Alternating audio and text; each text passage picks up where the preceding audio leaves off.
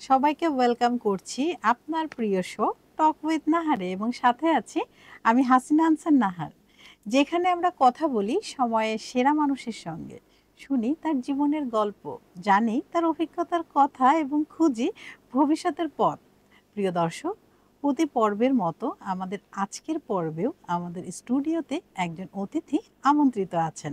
তিনি মোসাম্মদ পলি আক্তার। চলুন দর্শক, আমরা চলে যাই পলি আক্তারের কাছে। কেমন আছেন আপু? থ্যাংক ইউ আপু। ভালো আছি। আপনি? আমি খুব ভালো আছি এবং আপনাকে দেখতে মাশাআল্লাহ অনেক প্রিটি লাগছে। Thank you so much. এবং আপনাকেও, মানে সাদা তো সভ্যতার প্রতীক, এটা আমরা জানি, এবং সেই সভ্যতাই সম্পূর্ণরূপে লাগছে আজকে। Thank you so much. আপনার কর্পোরেট ক্যারিয়ার ও সাহিত্যিক পরিচয়, এই দুই ভিন্ন জগৎকে কিভাবে ব্যালেন্স করছেন? কর্পোরেট সেক্টর আমাদের খুব হার্ড ওয়ার্কিং একটা প্রফেশন, এবং খুব প্রেজেন্টেবল বা খুব ইন্টেলিজেন্স আমাদের অ্যাপ্লাই করতে হয়।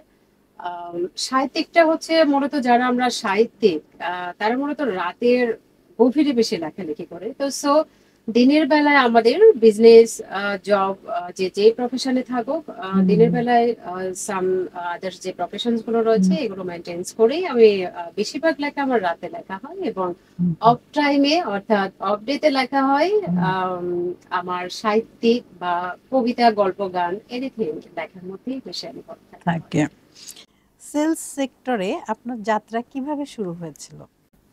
মূলত আমি যখন গ্রাজুয়েশন কমপ্লিট করে ঢাকায় আসছি, আম, প্রথমে আমি পত্রিকায় একটা অ্যাড দেখি, যেটা ডেভেলপার কোম্পানিতে জবের একটা তারা নিউজ দিয়েছিল, এবং সেখানে ফার্স্ট ইন্টারভিউ আমি দিতে যাই, এবং আম, তারা ইন্টারভিউ বোর্ডে যারা ছিলেন, আমার যে কথা বলার হয়তো বা অ্যাক্টিভিটিস বা প্রেজেন্টেশন সবকিছু তাদের ভালো লেগেছে, এবং প্রথমে কিন্তু একটা সেলস ম্যানেজার হিসেবে একটা কোম্পানিতে জয়েন করা সো ডিফিকাল্ট, মানে মিনিমাম তো এক্সপিরিয়েন্স লাগে, বাট আমি প্রথমে জয়েনিং করেছিলাম সেলস ম্যানেজার হিসেবে।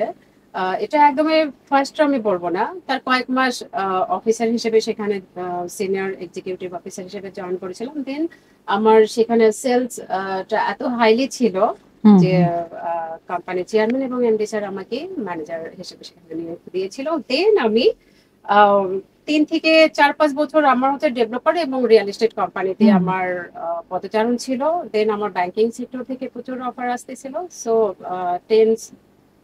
9 ইয়ার্স আমার জব এক্সপিরিয়েন্স হচ্ছে ব্যাংকিং সেক্টরে। বাহ, চমৎকার। একজন নারী হিসেবে কর্পোরেট দুনিয়ায় সবচেয়ে বড় চ্যালেঞ্জ কি মনে হয়? একজন নারীকে কর্পোরেট সেক্টর বলেন আর এনিথিং, যে কোনো সেক্টরে একটা নারীকে তাদের মেধা, পরিশ্রম এবং তাদের হচ্ছে যে লয়ালিটি, সততা, এই যে একটা ফাইটিং, মানে একটা নারীকে হচ্ছে স্ট্রাগলিং পিরিয়ডে যে ফাইটিং গুলো, অধ্যায়গুলো আসে, সেগুলো স্মুথলি আমাদের কিভাবে, মানে এই কম্পিটিটর ওয়ার্ল্ডে কিভাবে আমাদের স্মুথলি যেতে হয়, নারীর হচ্ছে স্ট্রাগলিং চ্যালেঞ্জটাই হচ্ছে বড়, যেখানে নিজেকে প্রুভ করতে হয় আমাদের প্রতিনিয়ত। একদম ঠিক বলেছেন। লেখক ও কবি হিসেবে আপনার অনুপ্রেরণা কোথা থেকে আসে? আমরা প্রতিনিয়ত আমাদের বাস্তবতার সম্মুখীন হচ্ছি, এবং এই বাস্তবতার জায়গা থেকে আমরা বিভিন্ন প্রতারণার শিকার হচ্ছি, বিভিন্ন ঝামেলায় পড়তেছি, বিভিন্ন মানে দুঃখ কষ্ট সব মিলিয়ে তো আমাদের আসলে মানুষ এবং জীবন, এবং আমাদের পৃথিবীর সিস্টেমটা একটু, মানে কেমন যেন, যে ভালোর কাছে মন্দ, মন্দর কাছে ভালো, তো বাস্তবতার সম্মিলিত একটা রূপ থেকে আমি আমার লেখার প্রেরণাগুলো পেয়ে থাকি, যেখানে খুব বেশি কষ্ট থেকেও কিছু আমরা ইনস্ট্যান্ট লিখতে পারি, খুব বেশি আবেগঘন অধ্যায় থেকেও আমরা আম, সুন্দর মুভমেন্টে কিছু লিখে ফেলি। এগুলো হচ্ছে প্রেরণা। কর্পোরেট ও সাহিত্য জীবনের মধ্যে কোন দিকটি আপনাকে বেশি আনন্দ দেয়? আম, উভয়ই দেয়, বাট সাহিত্যিক সাইডটা আমার সবচেয়ে বেশি ভালো লাগে, বেশি কমফোর্ট জোন। রাইট, এখানে আমার পৃথিবীতে আমি আমার মতো করে বিচরণ করতে পারি, সেখানে কোনো এনভায়রনমেন্ট পলিটিক্স নেই, সেখানে কান্নাকাটি বা নিজের পৃথিবীকে নিজের মতো করে আমি ক্রিয়েট করতে পারছি, এবং সেখানে সামাজিক জায়গা থেকে আমি মানুষকে ভালো মেসেজ দিতে পারছি, যেখানে মানুষ প্রতিনিয়ত কিছু শিখতে পারবে, এবং বর্তমান প্রেক্ষাপট থেকে আমাদের কিভাবে একটা সুন্দর লাইফে, এত যুদ্ধ, এত ভালো মন্দর কিছুর মাঝেও আমরা কিভাবে একটা সুন্দর লাইফ ক্যারি করতে পারি বা যেতে হবে, অর্থাৎ পজিটিভ থিঙ্কিং থেকে আমি লিখতে পারি, যেখানে আমি অনেক মানুষকে এই মেসেজ গুলো দিতে পারবো আমার লিখনের জায়গা থেকে। আচ্ছা, উড়ান হেভেন লিমিটেডে কাজ করতে গিয়ে সবচেয়ে বড় সাফল্য কোনটি ছিল?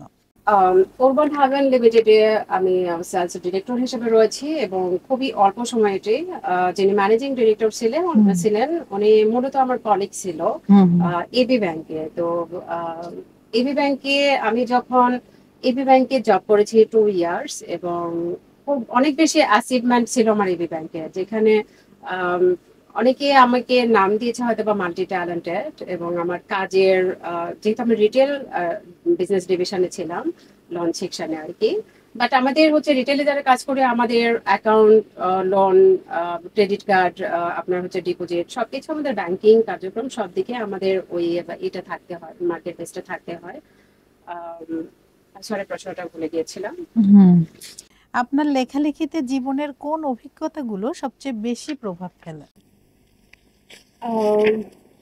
অভিজ্ঞতা আসলে আমাদের প্রত্যেকটা নারী বলি আর প্রত্যেকটা মানুষ বলি, আমাদের জীবনে সবারই কষ্টের অধ্যায় আছে। যখন আমরা খুব বেশি ট্র্যাজেডির মধ্যে পড়ে যাই এবং কষ্টকর বা বেদনাদায়ক কিছু ঘটে, এই জায়গা থেকে লেখার একটা বেশি স্পিড আসে।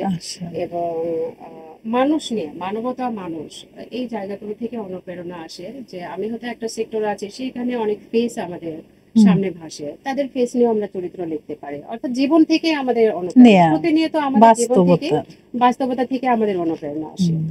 তরুণ প্রজন্ম যারা সাহিত্য ও কর্পোরেট দুই ক্যারিয়ার গড়তে চান, তাদের জন্য আপনার পরামর্শ কি?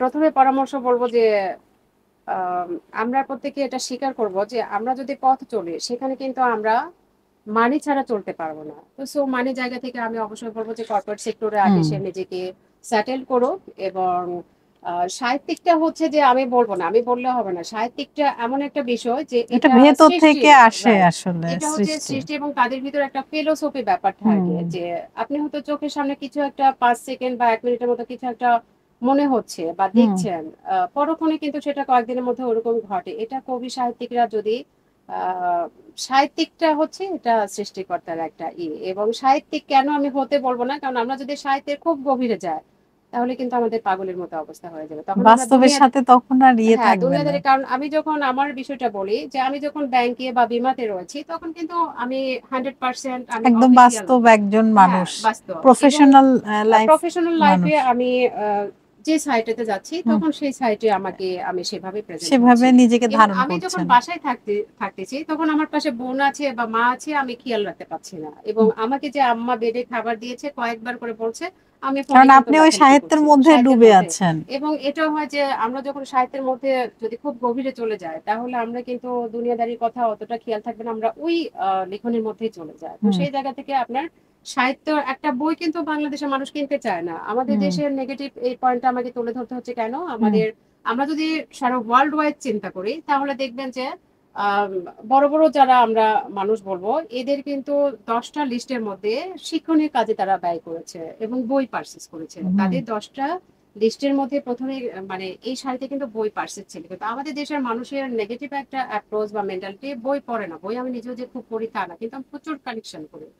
তো বই পড়ার মেন্টালিটি থাকতে হবে, কারণ বই থেকে আমরা আমাদের মেন্টালিটি গ্রো করি এবং অনেক কিছু শিখি। তো এই মেন্টালিটি আমাদের নেই। আপনার প্রিয় সাহিত্য ধারা, কবিতা, গল্প, উপন্যাস কোনটি এবং কেন? প্রিয় সাহিত্য ধারা, কবিতা, শেষ প্রার্থনা, এটা কাজী নজরুল ইসলামের। কাজী নজরুল ইসলাম বলা যায় যে আমার প্রিয় কবি। প্রিয় কবিতা অনেক আছে, তারপরেও একজনের নাম তো মেনশন করতে হয়। শেষ প্রার্থনা, শেষ প্রার্থনাটা কেন বলবো, এই শেষ প্রার্থনাতে কাজী নজরুল ইসলাম তার সন্তানের ট্রিটমেন্টের জন্য প্রকাশকদের, বলতে গেলে আমি সেভাবে বলছি না, কিন্তু যেটা আমরা লেখা দেখেছি যে প্রকাশকদের দাঁড়ে দাঁড়ে কাজী নজরুল ইসলাম ঘুরেছেন তার বাচ্চার ট্রিটমেন্টের জন্য। তো এই যে কবির হৃদয়ে একটা কষ্টকর থেকে কিন্তু ওই কবিতাটা আমাদের জীবনের অধ্যায় থেকে কিন্তু একজন কবি তৈরি হয়, সেটা আসলে খুব বড় একটা ব্যাপার। এবং ফিলোসফি ব্যাপার তো থাকে এবং গড গিফটেড একটা ম্যাচ তো থাকে। তো এই কবিতা কেন, একটা বাচ্চার খাবারের জায়গা থেকেও খুব কষ্টে ছিল, তখন তাকে দাঁড়িয়ে দাঁড়িয়ে ঘুরতে হয়েছে। ইভেন ট্রেনে বসেও কিন্তু কবি শেষের দিকে একটা গান লিখেছিল, যেগুলো হচ্ছে কালজয়ী। তো এই জায়গা থেকে শেষ প্রার্থনা কবিতাটা আমার হৃদয় খুব টাচ করে, যেটা আমাদের জীবনের সাথে মেলে, একদম বাস্তববাদী একটি কবিতা। মানে একটা পিতা একটা বাচ্চার জন্য কতটা লড়াই করতে পারে, বা কোথায় হাত পাততে পারে। আর ভবিষ্যতে কর্পোরেট ও সাহিত্য জীবনে আপনি নিজেকে কোথায় দেখতে চান? সাহিত্য জীবনে আমি দেখতে চাই ইন্টারন্যাশনালি নিজেকে বাংলাদেশের একজন বর্তমান প্রেক্ষাপট নিয়ে লেখা বলেন আর যেভাবে বলেন সাহিত্য জগতে আমি ইন্টারন্যাশনালি আমি দেখতে চাই। আর কর্পোরেট ওয়ার্ল্ডে যেহেতু দীর্ঘ বছর আমি ব্যাংকিং সেক্টরে, তো কখনো যদি মনে হয় যে আহ, যদি ব্যাংকে চিন্তা করি অথবা কোম্পানি বা লিমিটেড কোম্পানি যেটা হোক, অবশ্যই ডিএমডি এমডি পোস্টে আমি হোল্ড করতে চাই। আর অলরেডি আমার নিজেরও প্রতিষ্ঠান রয়েছে এক্সপেক্ট্রা, যেটা আমার হোম ডেকোর আইটেমে, সেই প্রতিষ্ঠানের প্রোপাইটর আমি। এবং এক্সপেক্ট্রা একটা আমার প্রোডাকশন হাউসও রিসেন্টলি স্টার্ট হচ্ছে, যেখানে আমার লেখনের স্ক্রিপ্ট নিয়ে নাটক সিনেমা, সেটা বছরে একটা হোক দুটো হোক মেক হবে। বাহ, চমৎকার! আর ব্যাংকে কংগ্রাচুলেশন। Thank you. আর ব্যাংকে হচ্ছে কেন আমি বলবো, কারণ ব্যাংক তো আমরা জানি যে খুব ভালো একটা মানে স্মার্ট প্রফেশন, এবং ব্যাংকে জবের কথা বললে কেউ সেটা খুব কম মানুষ না করে। বাট এখানে কিন্তু ইন্টারনাল পলিটিক্স হয়, এই জিনিসগুলো আমাদের তুলে ধরতে হবে। কারণ একটা মেধাবী ছেলে মেয়ে এতটা স্ট্রাগলিং কেন, এত প্লেস পরিবর্তন কেন?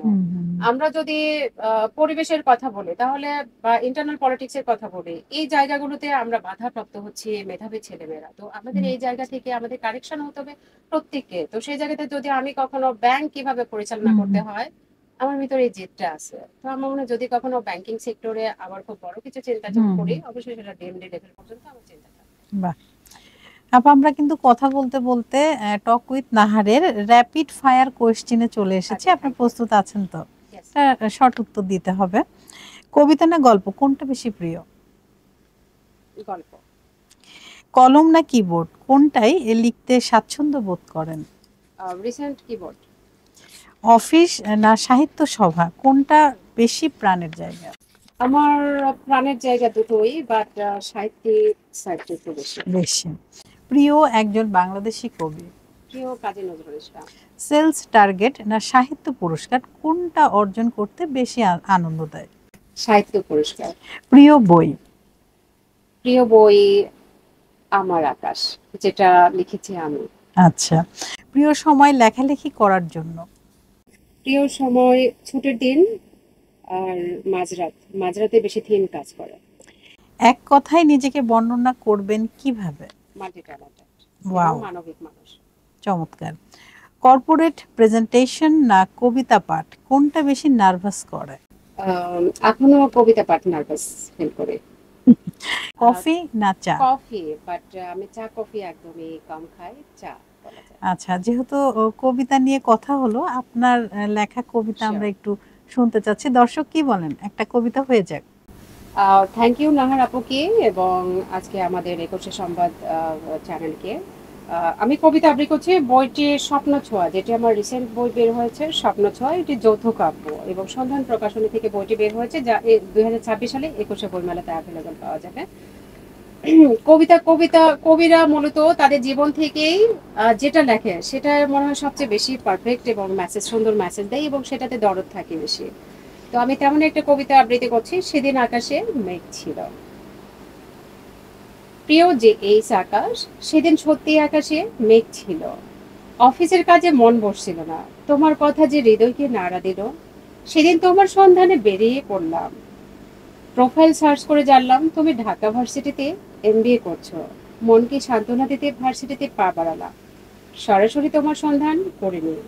তুমি প্রশ্নবিদ্ধ বা অসম্মানিত হও তা চাই না, তোমায় পাওয়া না পাওয়া হিসেব করি না। তোমায় দেখতে ধরেছি যে বায়না, তোমার ক্যাম্পাসের ভেতর থেকে একটু ঘুরে আসলাম, তুমি এখানে আছো এই ভেবে মনকে সান্ত্বনা দিলাম। মন তো প্রশ্ন করে তুমি কি আমার হয়ে আছো। তোমায় না দেখে ভালোবেসেছি খুব, না জেনেও অগাধ বিশ্বাস করেছি। তুমি বারংবার আমার স্বপ্নে এসেছো, আমার মনের আয়নায় তোমায় দেখেছি। সেদিন খুব জোরে বৃষ্টি নেমেছিল, আমি সারা রাস্তায় ভিজে পথ চলেছিলাম, রাস্তায় অ্যাক্সিডেন্টও করেছিলাম। আমি সেদিন তোমার সন্ধানে ছুটেছিলাম, ব্যথা লেগেছিল, তোমার ভাবনায় সেটিও অনুভব করিনি। পরে শরীরে ব্যথা অনুভব করলাম, ধীরে ধীরে শরীরে অনেক দাগ পড়ে গেল, তবু হলো না দেখা। আমার বার্তাগুলো কি সত্যিই তোমার কাছে পৌঁছায় না, নাকি তুমি এর মানে বোঝো না? আমি তোমার অপেক্ষায় রয়েছি, এই হৃদয় যে তোমাকে ভালোবাসে। উৎসর্গে জাহিদ হাসান আকাশ, স্বপ্ন ছোঁয়া। চমৎকার আপা, চমৎকার আপনার কবিতা এবং আপনার কবিতা পাঠ। থ্যাংক ইউ আপা সো আপনি মাচ। আপনার মূল্যবান সময় থেকে সময় বের করে আমাদের স্টুডিওতে এসেছেন। আপনার কেমন লাগলো টক উইথ নাহারে এসে? আম, মূলত আমি আহ, 21শে সংবাদকে অবশ্যই থ্যাংক জানাবো যে এখানে আমাকে ইনভাইট করেছে, এবং আশা রাখছি যে ফিউচারে আরো অনেক কাজের মাধ্যমে আমরা এখানে পদচারণ আরো বেশি হবে। এবং নাহার আপুকে আমি অনেকদিন ধরে মানে একটু দেখছিলাম, যে মেসেঞ্জার ফেসবুকে দেখছিলাম, আপু খুবই বিজি থাকে। আমরা নারীরা আসলে এত বেশি উদ্যোগ গ্রহণ করছি, হুম। মানে আমার ভালো লাগছে, এবং আপুর যে গেট আপটা সেটাও বেশ ভালো লাগে, অ্যাট্রাক্ট করে। আম, আর আপু এতগুলো প্রোগ্রামে ফোকাস থাকে, তো আপুকে বললাম যে আপু ঠিক আছে আমিও আসতে চাই।